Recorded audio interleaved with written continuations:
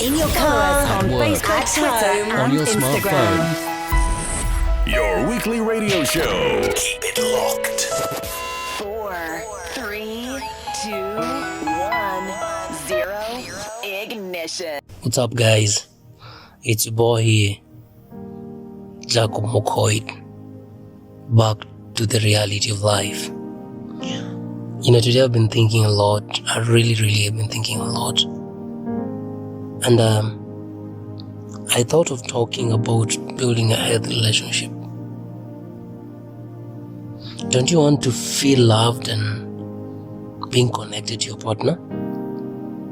So that's why I want to talk about it today.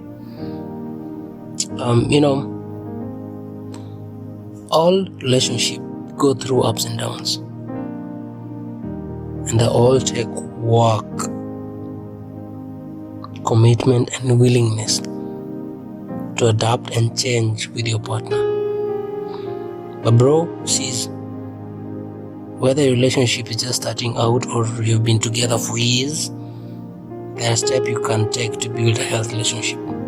Even if you're experienced or failed in relationship for the past few years, or past relationship struggle to rekindle the fire of romance in your current relationship, remember that you can find ways to start or to stay connected, find that fulfillment, enjoying the long-lasting happiness. Bro, sis, let me ask this. What do you think makes a healthy relationship? But before you answer that, let me tell you something. Do you know that every relationship is unique? And people come together, or they start to live together for many different reasons.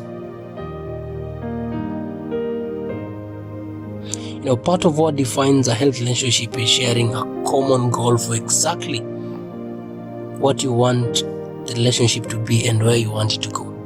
Like, what's your long-term goal in this relationship, or what's your short-term goal in this relationship? And that's something you only know by talking deeply and honestly with your partner. However, for me, what I can say is there are also some characteristics that mostly healthy relationships have in common. Knowing these basic principles can help keep a relationship meaningful, fulfilling, and exciting. Whatever goals you're working towards or challenges you guys are facing together. If you want to maintain a meaningful emotional connection with each other, you have to know that you can either make your partner feel loved or emotionally fulfilled. But there is a difference between being loved and feeling loved. So remember this, that when you feel loved, it makes you feel accepted and valued by your partner. Like, it really makes you to feel like someone truly gets you. But remember that some relationship gets stuck in peaceful coexistence. But without the partner truly relating to each other emotionally, damn, that's a dead end. Remember that you're not afraid of disagreement. Some couples talk things out quietly, while others may raise their voice and passionately disagree. But remember that the key in a strong relationship is not to be fearful of conflict.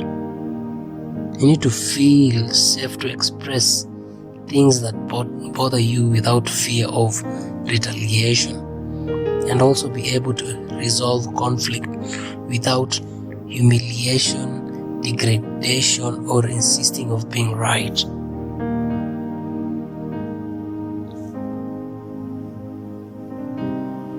At times, people may keep outside relationship and interest alive, despite the claims of romantic fictions or movies. No one can meet all of your needs. In fact, expecting too much from your partner can put unhealthy pressure on a relationship. To stimulate and enrich your romantic relationship, it is important to sustain your own identity outside of the relationship. Preserve connection with family, friends, and maintain those hobbies and interests that you usually have. You need to communicate openly and honestly to your partner, because good communication is a key part of a relationship. Do you believe that? Because when both of you know what they want from the relationship and feel comfortable expressing their needs, fear and desires, trust me, that communication can increase trust and strengthen the bond between you two.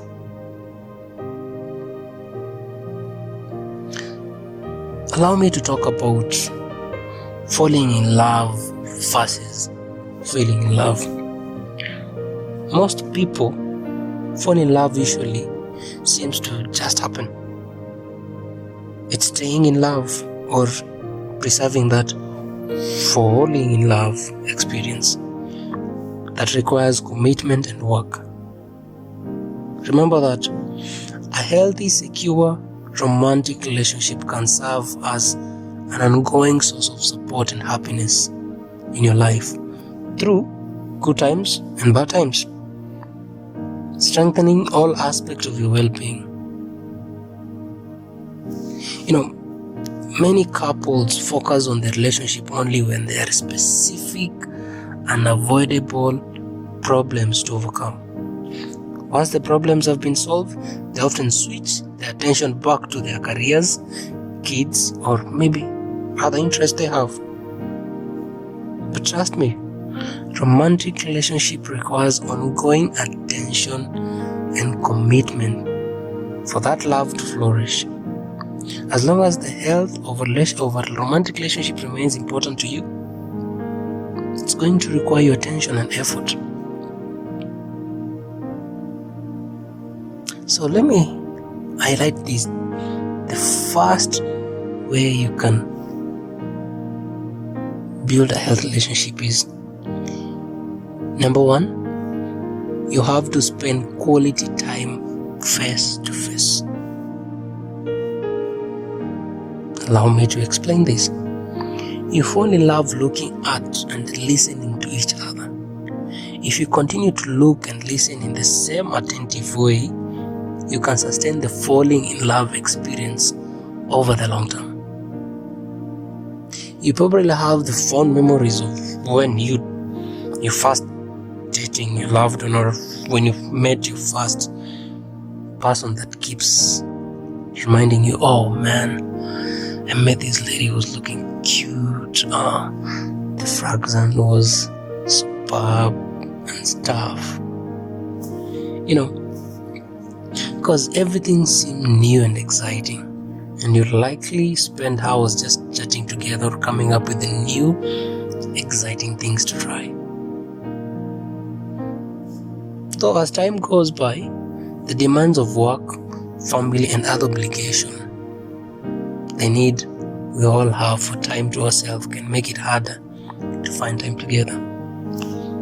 But it's alright, it's okay. You have to understand we're human beings. You have to chase that bug. You have to chase that dream. But according to me, many couples find that face-to-face contact of their early dating days is gradually replaced by hurry text, which is a fact. Text, emails, and instant messages, they're replacing the face-to-face communication. While digital communication is great for some purposes, it doesn't positively impact your brain or nervous system in the same way as face-to-face communication does. Sending that text or a voice note message to your partner saying, oh babe, I love you, it's great, but if you really look at them or have that time to sit down together, they'll still feel you don't understand and appreciate them. because you'll be becoming more distant or disconnected as couples. The emotional cues you both need to feel loved can only be conveyed in person. So no matter how busy life gets, it is important to spare that time to spend together. Commit yourself to spending some quality time together on a regular basis. No matter how busy you are, take a few minutes each day to put aside your electronic device, stop thinking about other things, and really focus and connect with your partner. When it reaches that time here in the house, just put aside your phone, put aside your busy schedule, your laptop. Just say, hey baby, how was your day? Or what can I do to you to make you feel at ease? As a man, when your woman is doing some other stuff, you try to do some other stuff. If your man is cooking, then as a lady, prepare the table. Find something that you enjoy doing together. Whether it's a shared hobby, dance classes, daily walk, or sitting over a cup of coffee in the morning or in the evening. Try something new together. Focus on having fun together. Just remember how your early stages of dating was. Keep it. Continue doing what you used to do. Because one most powerful ways of staying close and connected is to jointly focus on something that you and your partner value outside of a relationship.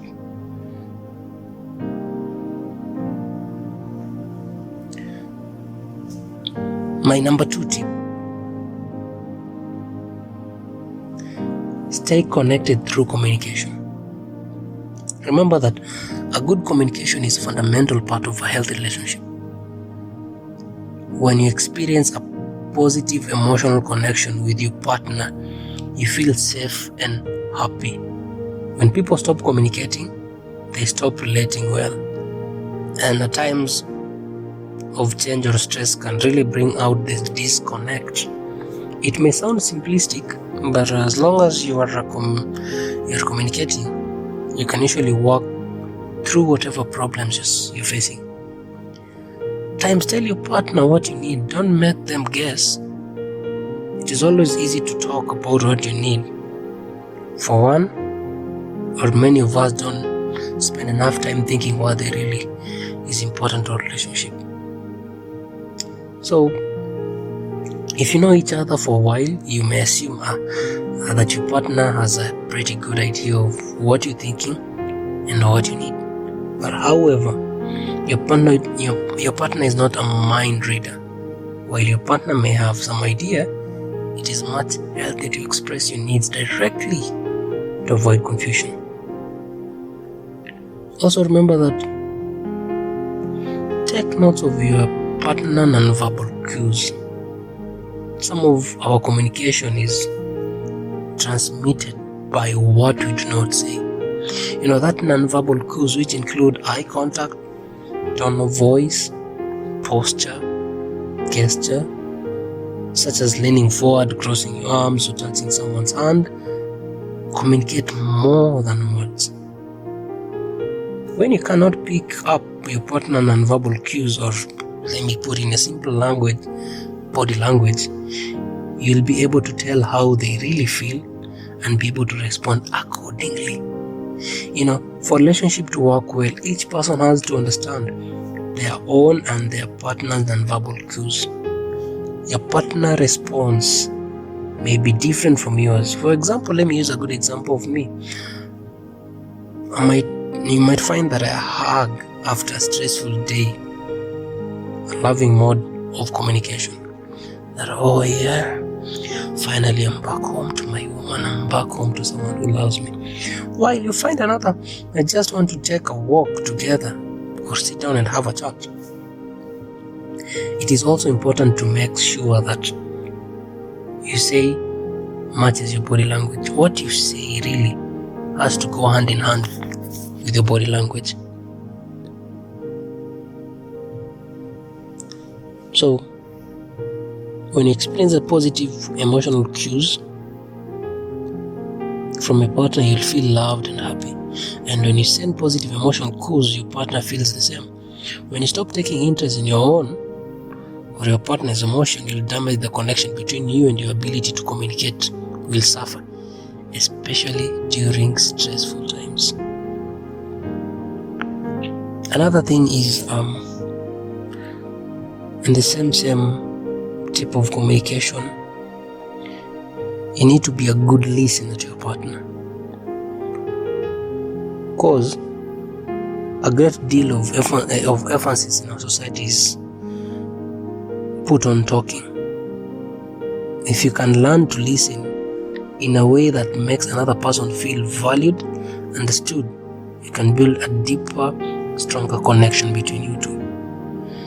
There's a big difference between listening in this way and simply hearing.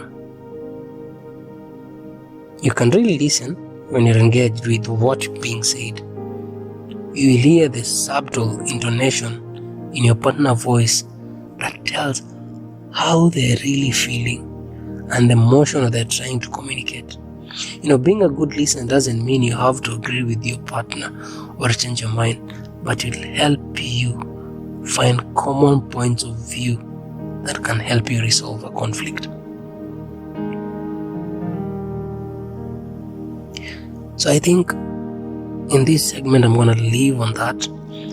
Then in the next segment I'm going to talk some few tips also. Probably some 3 tips that is remaining of how to put or how to live